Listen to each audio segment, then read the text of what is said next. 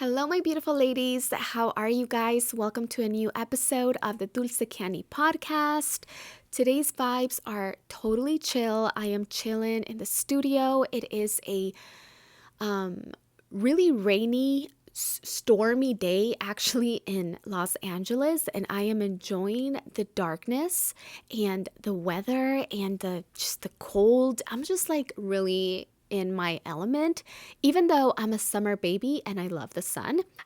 Today's podcast episode was inspired by a part of my healing journey where I wish I would have had these tips to overcome a part of the journey where I felt stagnant and where I felt like I didn't know where to go in my life, what I wanted to do, how to position myself, how to pivot, and how to change my mentality. So I wanted to share with you guys my top habits that I broke and that made the biggest impact in my life in a positive way, that actually got my life moving forward, and they got me to a point where I wake up in the morning completely in love with every aspect of my life. So for anyone out there who wakes up and hates their life, you're just, or maybe not hate, that's an ugly word, but maybe you just don't love it. You know, you're like, oh, I need passion. I need creativity. I know I'm meant to do something else, but I'm doing this. What can you start to do right now? Because I don't know what you guys want. So I'm not able to tell you or give you guidance on like, a specific thing. But I can give you great tips that are going to apply for anyone that honestly will make such a positive impact. But before we get started, you already know if you want to support the merch, shop dulcecandy.com. This is one of our designs. I love this logo. Very unique. It's our logo, guys. It has a woman in the lotus position meditating, and if you check out the center of her chest, it's actually gradient. So it's like purple in the middle, and if you move it around the light, it changes. It's a really, really cool design, and it comes with matching pants. With the cozy weather, you're going to be looking super fly. So you can shop at shopdulcecandy.com, and there's a special discount code for all of you guys that are listeners and viewers of the podcast. I'm going to share this advice in the only way that I know how, and it's by being completely honest and not sugarcoating anything, because sugarcoating is not going to get us anywhere. You know, we don't want to hear, sometimes we feel like we need to hear things very gently and everything, but this is not harsh. It's just being honest, and sometimes people get mad at the truth, but the way that I saw change was to actually be very honest with myself. And I think it's important also to have people in your life that are also honest with you, because sometimes they see things in you that you're not seeing for yourself. If you start moving a little sideways, they're going to be the ones to check you. For me, it's my mom and my husband, because they really have, they're comfortable with me, and they are comfortable being honest with me because I value and I respect their opinion tremendously. And of other people too, but they are the only two people that are 100% honest with me, and I really appreciate that.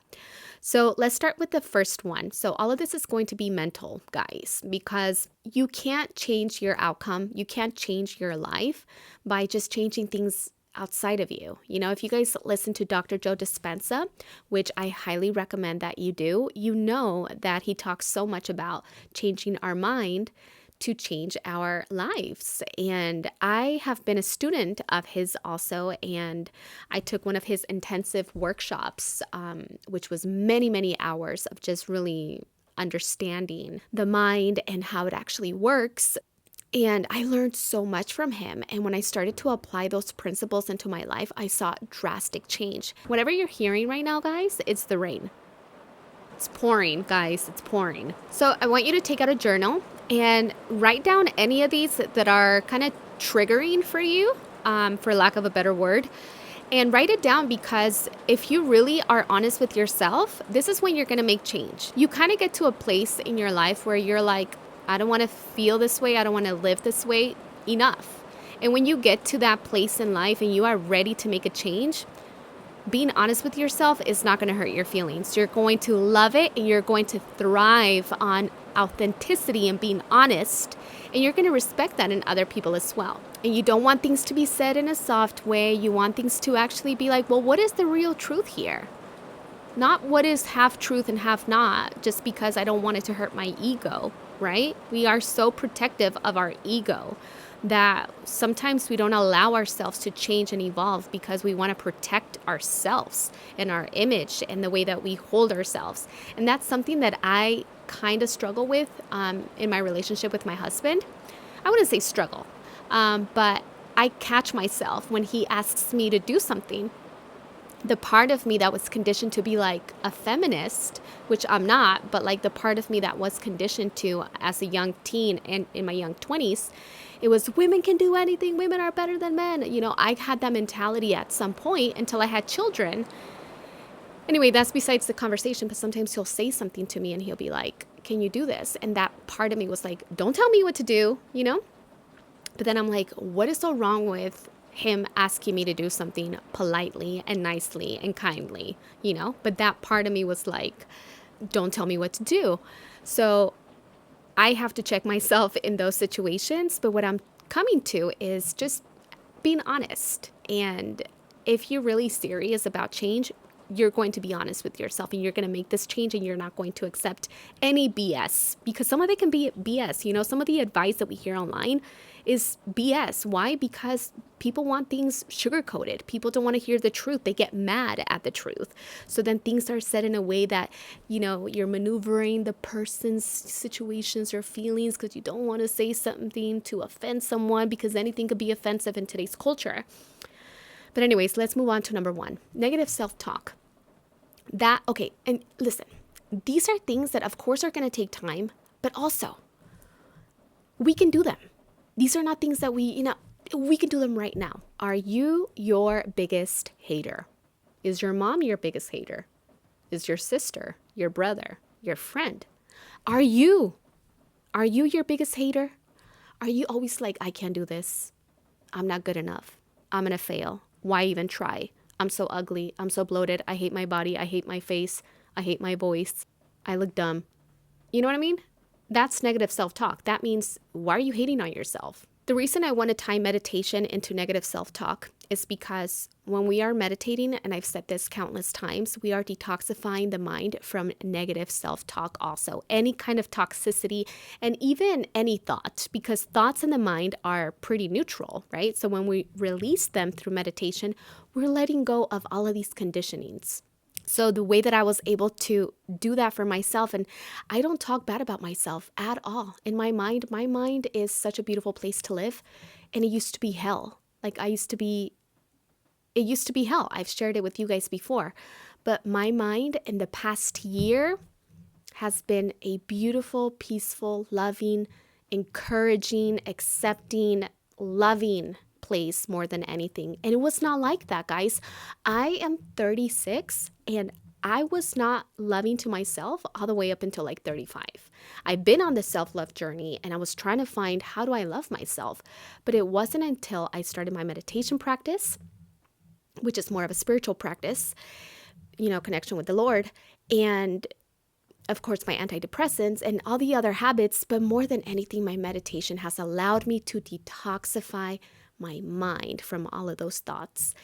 I wake up sometimes in the middle of the night and I don't have a negative thing to think. And I am so amazed. I actually woke up and I told my husband this morning, because I have been waking up in the middle of the night a little bit, but not from like anxiety or anything, but just because I don't even know why, but I've been having a little bit of insomnia. I feel like there's an imbalance just because of the holiday season, but I don't have negative thoughts. I don't worry about the future because worrying comes from, you know, demonic sources, and love is the Lord. So I focus on love. I focus on the Lord. My mind is always focused on the Lord, and that allows me to have a beautiful self-image. And you love yourself. You know, when you talk nicely about yourself, you love yourself.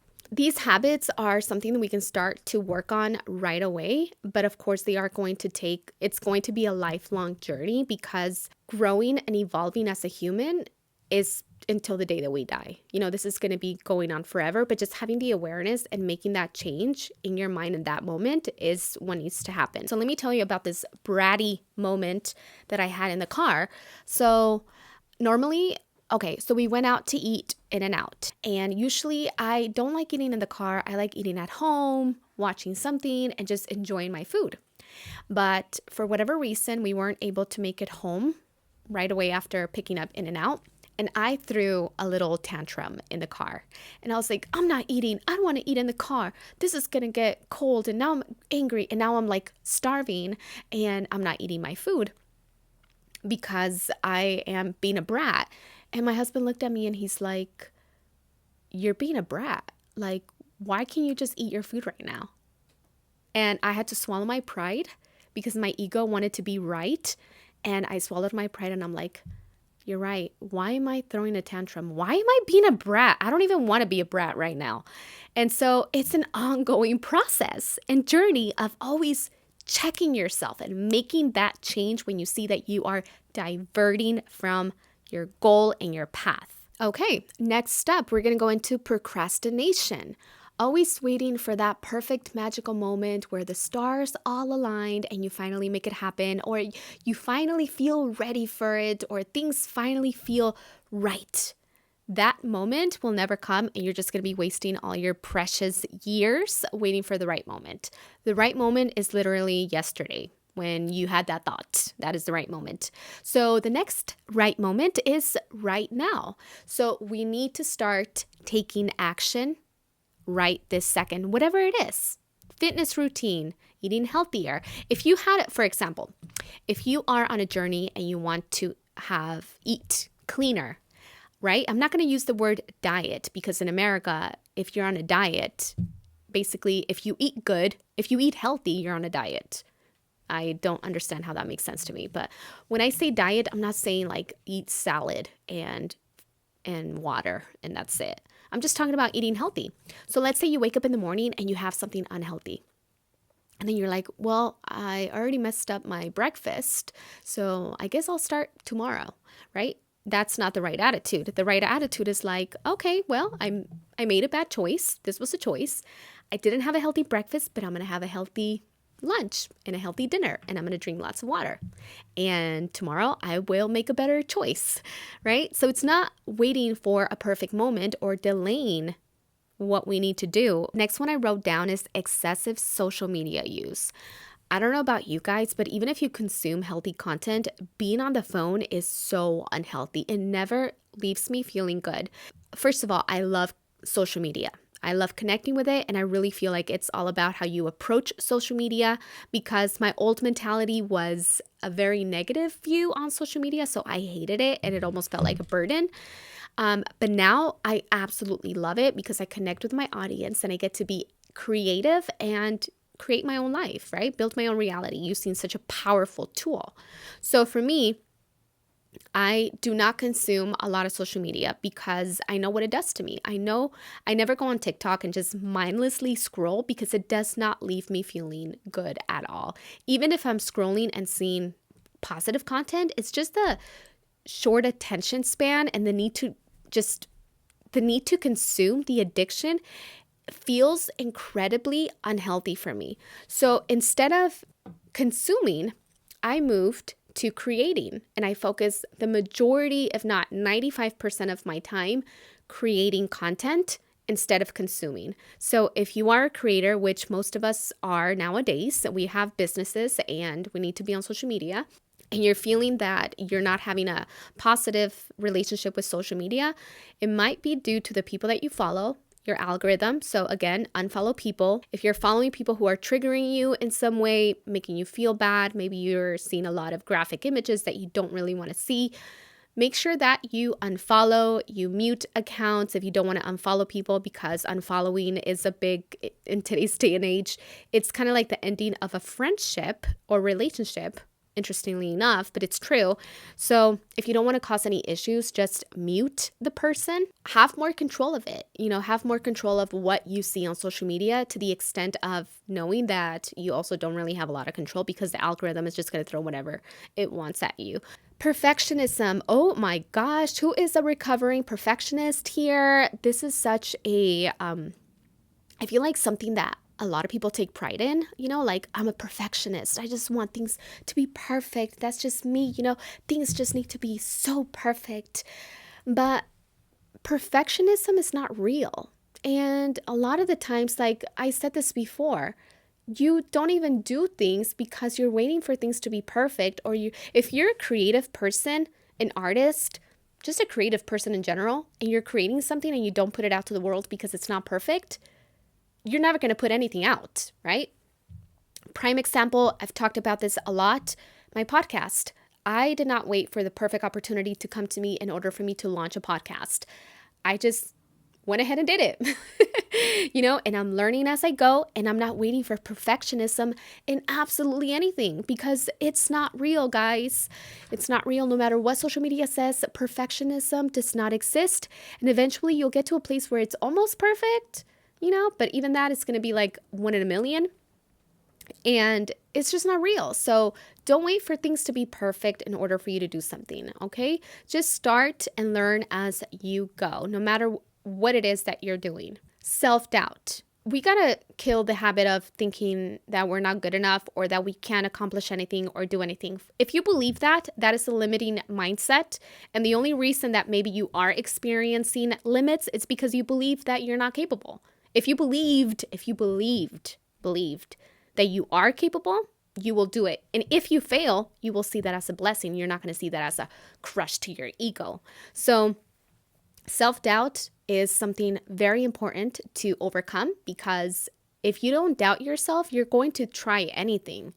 You're going to throw yourself out to the wolves and see what happens, just to see what happens. Hey, what happens if I do this? Let's just go with it, right? You become friends with the illusion of failure and fear and setbacks. You become friends and you see the fear, failure, like, what does that even mean, So stop doubting yourself. Trust in your own abilities. Trust in yourself. And the only way to gain more self-trust is to overcome challenges, to do the things, to take action, right? To just take a step forward and just move forward. Just keep moving forward. Never allow yourself to just be defeated by anything in life.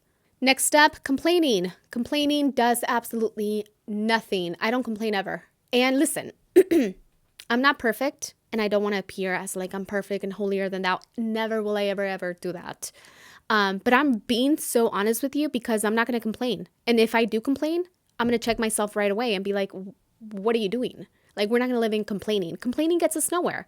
Instead, focus on solving problems, right? So if I have a business and it's not doing that well, I'm not going to complain and point the finger and be like, you did this, you did that, you're not doing this or whatever. No, the responsibility is on myself. So if something is not working, I'm not going to complain. I'm going to look for ways to solve the problem, because there's a solution to everything. My mom has always told me, there's a solution to every problem that you have. The only thing that you cannot solve is death. So anything else, you can figure it out. You can move forward, whatever it is. So no more complaining. Instead, we're going to be like, how can I solve this? Ooh, this is a challenge. Don't you like a challenge? I know you like a challenge. So challenge yourself instead of complaining. And focus on gratitude, man. I talked about this on my last episode also, gratitude. But if you're complaining, that just means that you're not being grateful for the experience, and you're not trusting yourself. You're doubting yourself. You're talking bad about yourself. So all of these habits that we think that we have going on in our mind are all working together in a negative way. So we have to change everything and address all of these little corners. Next up is gossiping. Now, the kind of gossip that I'm talking about, because there's different levels to this gossip, and I'm not going to, I'm going to be honest with you, I am not above the gossip, but it's a different kind of gossip. I am over here trying to justify it. No. But what I'm talking about is talking bad about people, that kind of gossip. Right? Or being consumed with like what celebrities are doing, You know what I mean? Like, can you believe we live in a world where like, oh my God, this celebrity wore this, and then everybody's like, oh my God, this is the most amazing thing ever. Or can you believe they got a divorce? Like, why does it matter if these celebrity couples are getting a divorce? Like, why does that even matter to us? Think about it. How much time are we really wasting thinking about celebrities and what they're doing in their rich and famous lives? That makes no sense to me. Small minds discuss other people. All right, the next habit that we're going to drop is ignoring your mental health. It's such a big thing right here. We're not going to walk around and act like everything is fine if it's not. And we're going to seek help, whether it be a doctor, a therapist, a friend, a mother, whoever you need to see first. We're going to seek for help, and we're going to square that away, because if our mental mind is not right, nothing else in our life is going to be right. We need to square away our mental health first and foremost. That was the number one thing that I had to square away when I first started my journey, was my mind, because my mind was my worst enemy. It was driving me to the point of jumping into the abyss and never coming back. So if your mind is your enemy, how are you going to live a healthy life? How are you going to love yourself? How are you going to, have a beautiful and healthy and productive and joyful and fruitful life if you are at war with yourself every single day in your mind? So I really want to encourage anyone out there who is struggling with mental health to seek help, and that you don't have to live with mental health issues for the rest of your life. And if you do live with, chronic depression, like I have, I also want you to know that you can live with that and also live a life where you wake up every day and you don't battle your mind anymore, and you live in a happy state of mind. And by happy, I just mean peaceful. And I remember when I was depressed, I used to tell my friend, like I asked my friend one day, hey, are you ever depressed, or are you depressed? And she's like, no. I'm like, you're not? It was so shocking to me that people were not depressed. I thought everybody was, but they were just pretending. So with that being said, my beautiful community, I hope you guys enjoyed this video. If you found it helpful, I can't wait to hear what you guys have to say in the comments section down below. Please make sure to leave a 5-star review on Apple Podcasts and leave me a comment letting me know why you love the show. And I hope you all have a blessed and beautiful Christmas, New Year's Eve, 2024. I really I claim that 2024 is the year of abundance, of love, prosperity, alignment, connection. And did I say abundance? Yes, for all of us in every aspect. Have a blessed and beautiful day, and I'll see you next year.